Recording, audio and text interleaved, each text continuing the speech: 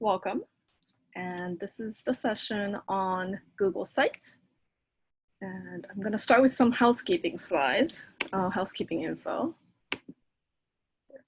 So FYI, this webinar is being recorded. And what we're going to do is after we are done, we will send you a link to the recording so that you can have it for later viewing. And we're going to ask that you fill out this form.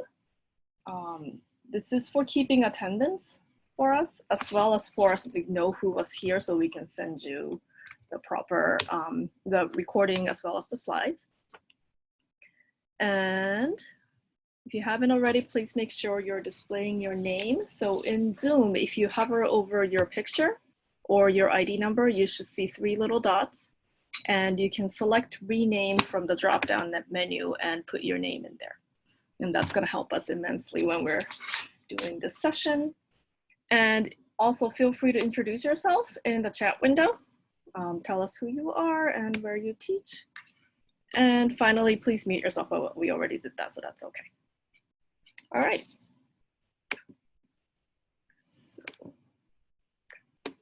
So again, this is going to be about Google Sites. So I will start with what it is and kind of what you need to do before you begin designing the site.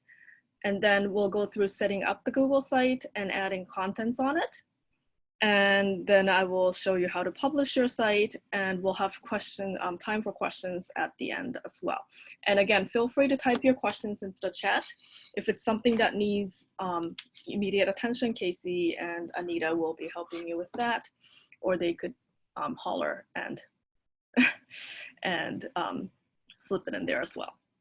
All right, and so my name is Haruna Hosokawa. I'm a program director for STEM and robotics with BPS Technology, and I'm here with my 2 colleagues, Casey and Anita, who are also facilitating this session. All right, so Google Sites is a simple drag and drop tool for making websites. And because of its simplicity, it does have some limits, like you can't do any type of formatting that you may want to do on a website, but because of its limitations, it's much simpler than a typical web authoring tool. And it's usually used for curating and sharing resources. So if you want to make a site to put all the links that your students would need for whatever information they may need, you can put it all on one site. So it's a great tool to use for things like a landing page, where you could put a link to Google Classroom and link to some other learning apps, and link to Digital Backpack, and link to where they can secure food, and all of those information can be placed on this site. Once you have a site, you can share it with a link like you would any other website. So you can send it to students and families through an email. You can send it to them through ClassDojo if that's something you use in your school. You can post it on Clever, or you can put it up in Google Classroom. So once it's turned into a link, it's much easier to share with people. I put up some sample sites on there just so that you get an idea of what a Google site might look like. I'm actually going to go through 2 of them right now. So this particular site was made for this learning series. It's the Designing for Virtual Learning series that our department is hosting this week and next week, and in the foreseeable future. And it was created in Google Sites, because we had to put it together really fast, and it's just a simple, nice tool to use. So you can see that there is a menu on the left-hand side with different pages. So if I click on these links, it'll take you to different pages. Each page has kind of a similar look to it, because that's a theme that we are using. And there are kind of boxes of contents that you could use. So think about this as you're thinking about what you're going to put on your site. So this is one example. And I'm going to show you another example. This one was put up by the Bradley Elementary School yesterday with all of their learning contents. And I'm just great shout out to Bradley for doing this and putting this together in such a short notice. But they had put together all the resources that students would need for learning from home. And so they have a page for general resources, which includes things like where to get food, and a sample daily schedule, and other resources. They also have a link to what appears to be a Google Doc about with a links to different activities for different grade levels. So you can embed Google Docs like this in a Google site pretty easily. And let's see what else they have. So they also have put up technology resources with how to get internet for your home, for example. So this is another example. One thing I want to note is our site, the BPS Technology site, has navigation down the side. The Bradley has navigation up at the top, and this is one of the options that you're going to be able to choose when you get into Google Sites. So moving on. So before you start designing your site, there's two different plannings that you got to do. And first is well, they kind of go hand in hand. So they go sort of in parallel. But one area that you need to plan is the content. What is it exactly that you want to display on the site, and what format are they in? Is it a link to a different site, or is it a Google Doc, or is it some other? Is it an image? And also, this is also when you should think about, are the contents accessible? So what are the language options? And if you're going to post a video, are there captions on it, and so on. The other bucket that you need to plan is the navigation. So how many pages are you going to have? And how are those pages going to be organized? So are you going to have one home page and then different pages below it? Or are you going to just have multiple pages at the same level? So those are the things you need to think about before you start creating your site. So assuming you have done that, now you're ready to create a site. So I will take you through, well, actually before I take you through those steps, I just want to show you this particular resource. This is a resource shared out by Google, Google for Education. They have a kind of a tutorial, video tutorial on how to set up a Google site. And it is 5 very short videos that add up to 7 minutes total of how to, well, what a site is, how to access it, how to create it, how to add content, and how to publish it. And they're very short videos. It's 7 minutes total. I'm not going to go into it right now, but I just wanted to make sure you have this as a resource. So after you leave here and you are ready to create your own site and you need kind of a refresher, this is a good place to go. That's in there for your resource. And we will be sharing this slide deck after we're done. So you will have access to this. All right, so setting up a site. I'm gonna switch over to my Google Drive to start my site, and I will kind of take you through these different steps. So let's switch over to my Drive. So when you're ready to create a new site, there's a couple of different ways to do that, but the easiest way probably is to go to your Drive and just click on New. And you have to click on More and go down to Google Sites. And that opens up a new window with your new site. And we'll give it a minute. There we go. So this is a blank site, a template of a blank site that you're going to start building off of. So just a couple of navigation things. So this is what your page, this whole area is what your page will look like when it's published. This is sort of a draft mode. So anytime you're working in this mode, it's considered a draft, and it doesn't actually become public until you click on this publish button, which is grayed out right now because I haven't added any content. There are 3 tabs on the right-hand side here: Insert, Pages, and Themes. Insert is the tab you'll be using for adding content, which we'll get to in a minute. Pages is where you will be creating additional pages and organizing your page and the navigation. Again, I will get to that in a minute. The 3rd tab is the themes, which is sort of the visual, how your page is going to look. And personally, I like to just pick the looks, the visuals at the beginning before I start designing the rest of my page, because I don't like to change the theme at the end and have everything move around and have, you know, the colors change on me then and not really know what's going on. So my suggestion is to pick the theme first before you start anything else. So there are 3, 4, 5, 6 different themes you can pick from.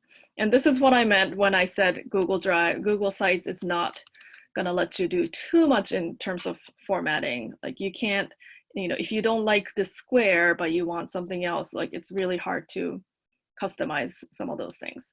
But within these different themes, there's some flexibility.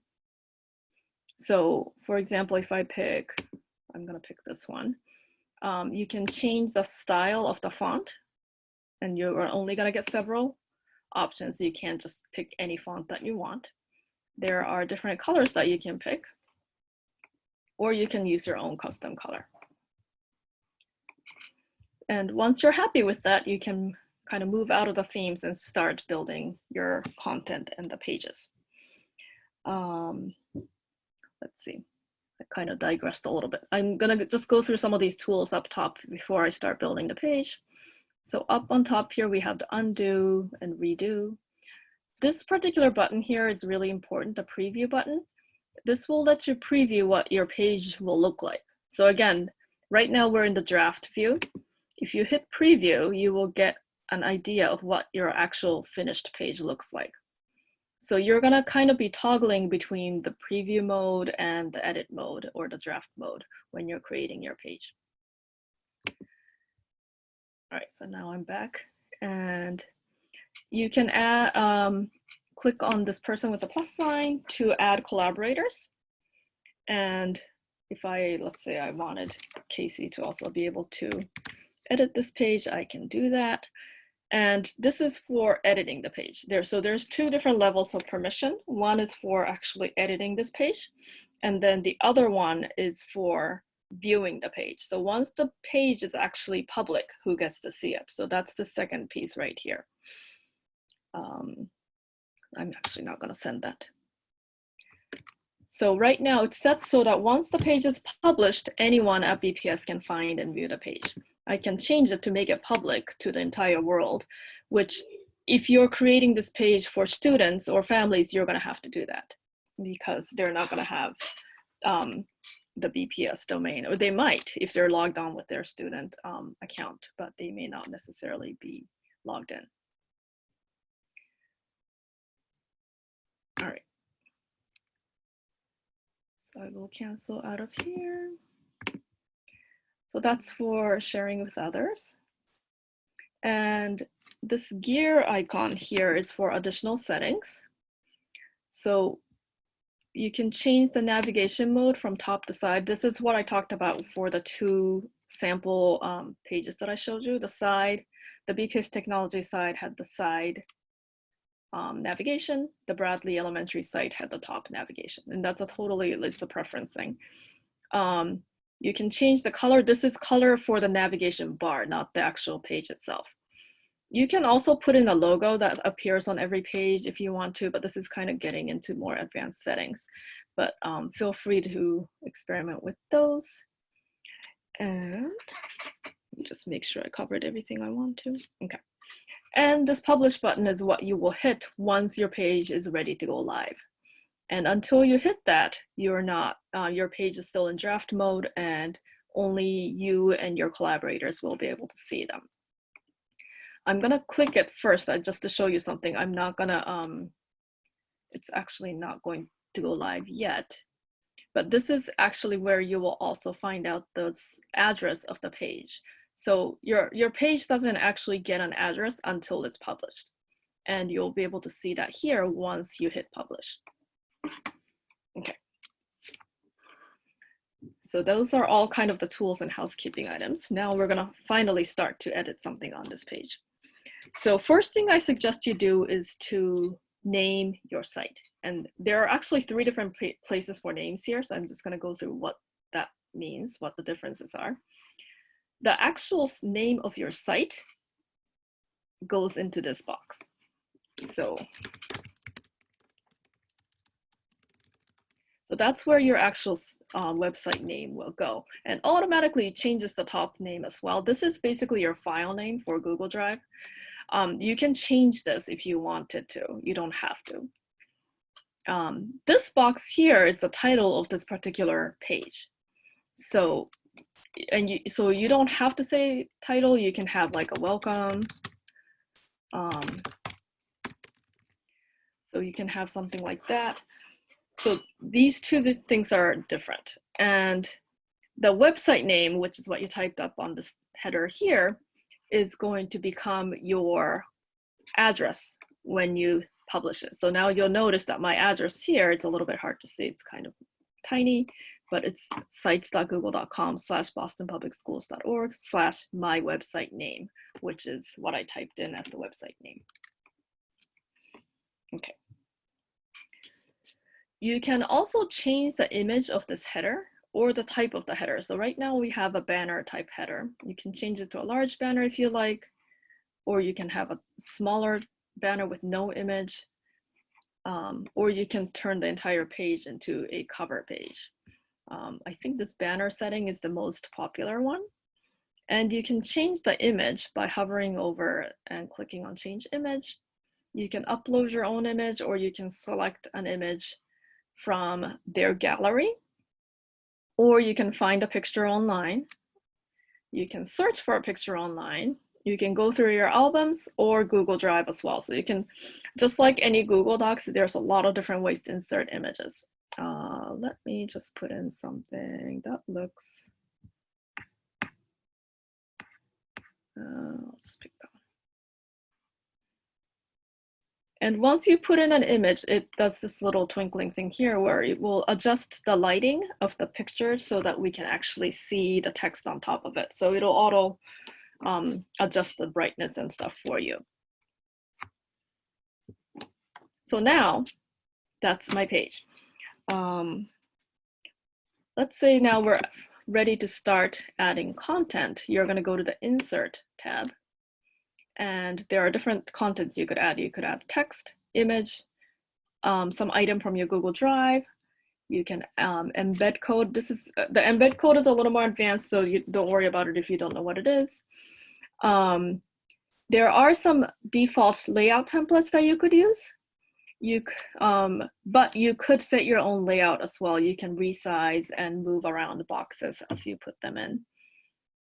You can also add collapsible text, which is, well, I'm actually not going to show it to you right now, but we can do that later. But there's all these other pieces of things that you could add, including Google Maps, calendar, docs, slides, and so on. The other way to add information is to just double click on any place in on the Google site, and you will get this wheel that you can select 5 different things to add. So on the Insert tab on the right-hand side, you have more options, but this is kind of a quick way to add stuff. So let me just start with the text.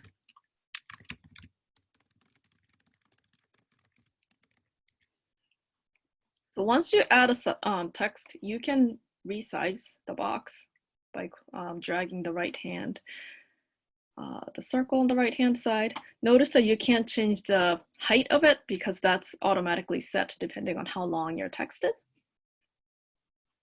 You can also kind of play with the color a little bit. It's not going to let you change the colors too much, but you can select from these options, or you can put an image as a background.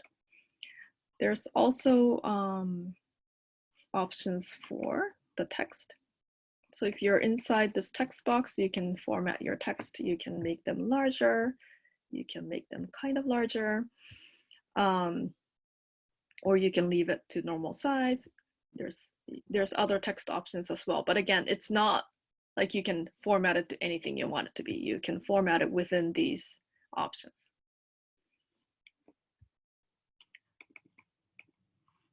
So once you have some of these boxes set up, you can start formatting the page by resizing them and moving boxes around. You can also move boxes up and down. So I can have, whoops, sorry. I can have boxes kind of attached to each other, so they kind of come out as a group. You can add images. Let's see. Just want something pretty. There we go. And you can also resize the images as you add them.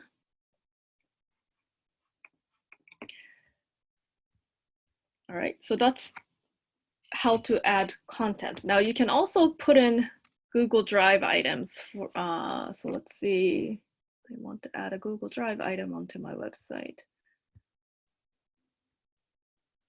Let's see if I can find anything good for me to put up.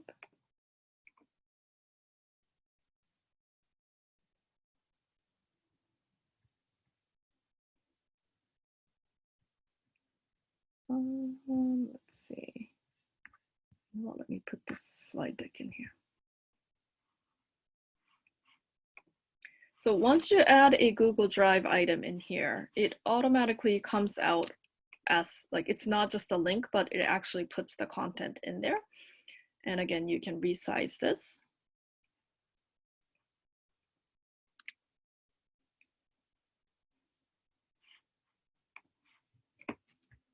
So, and people can also click through it. It doesn't work in the preview, I mean, in the edit mode, but once you get into the preview mode, you will see that you can actually click through these slides and use it like a slideshow.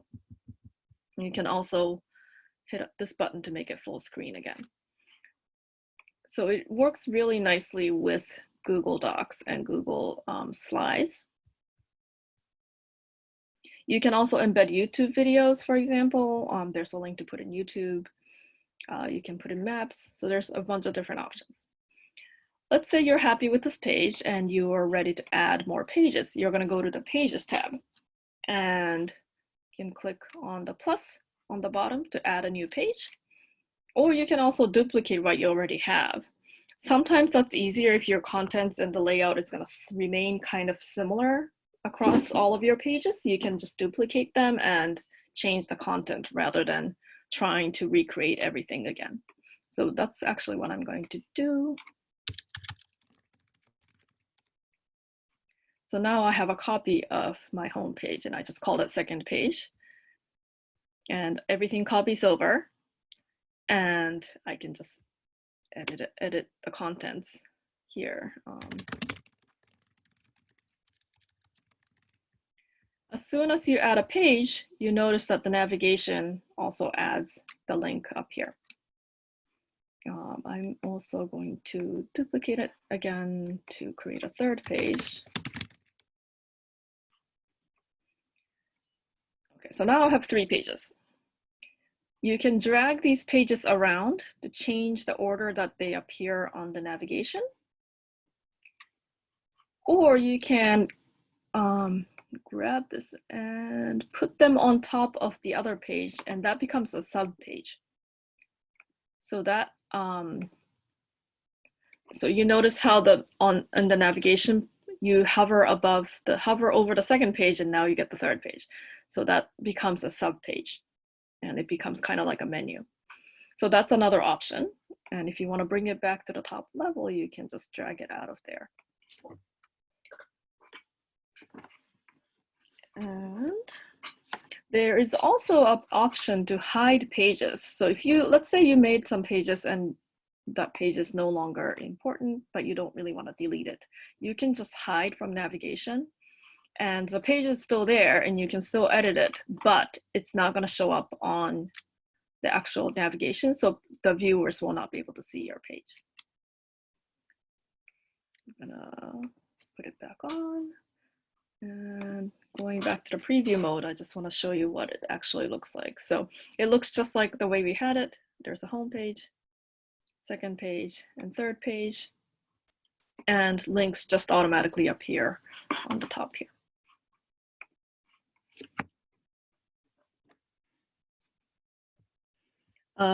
Any text that you add can also, or actually any image also can be turned into a text. So you can highlight it, click on this insert link icon here and type in what you wanted to link to. You can link to another page within your site, which is down here, or you can just type in something. So if I type that in, that becomes a link. And now if I go into my preview mode again, I can click on it and it will take me right to the Boston Public Schools page.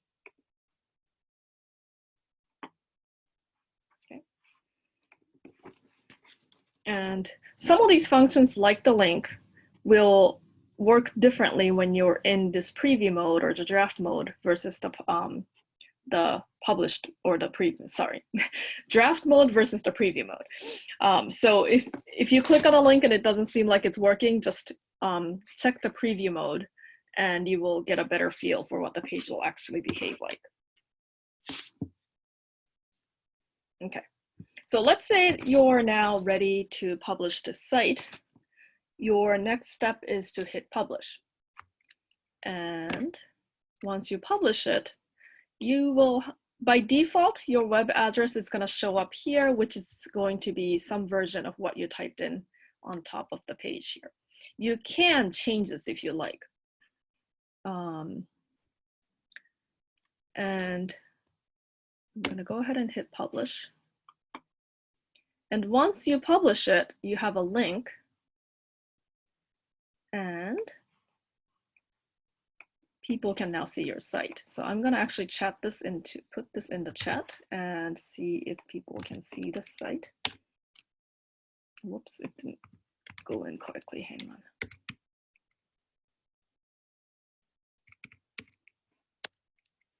There. So you should be able to click on the chat and everybody can now access the site. And you can share the site with, well, not this particular site, please don't share this with anybody, but once your site is created, you can share it out to other people through email, through Google Classroom, or whatever other means that you have to communicate with people. One important thing to note is any changes that you make after you publish your site remains in draft until you hit publish again.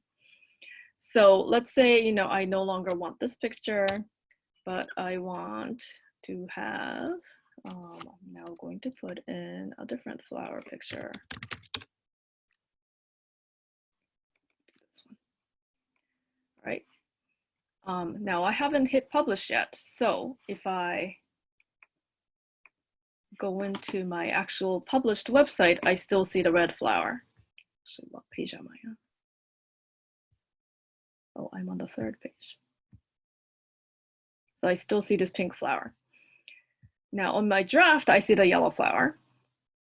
And in my preview mode, I see the yellow flower. So there are basically going to be 3 different versions of your website. The draft version, which is here. The preview version, which is here, and the actual published version. So it's going to take a little bit of getting used to get a hang of those 3 different versions, but just know that you need to hit publish every time you have an update if you want that update to become live. And as soon as I hit publish, it's kind of going to ask you what you changed. This is the change. This is what is currently up, and this draft is what I'm going to replace that with. If you're okay with that, you're going to hit publish again. And now on my live site, which I will refresh right now, you will get the new flower.